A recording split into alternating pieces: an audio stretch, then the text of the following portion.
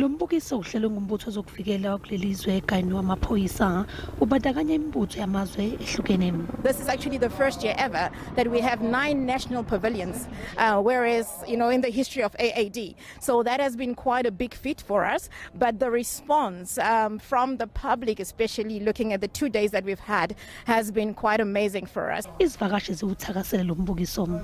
You always hear about the Air Force, and it's nice to see them in action and see what they do.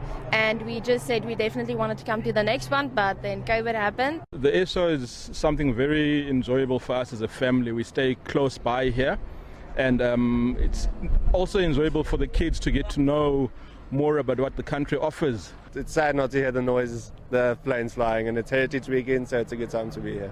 Umhlazi wezokuvikela uxwayise ngokunciphisa kwesabelo mali kanye nengqalasizinda endala embuthweni wezokuvikela kwakulelizwe.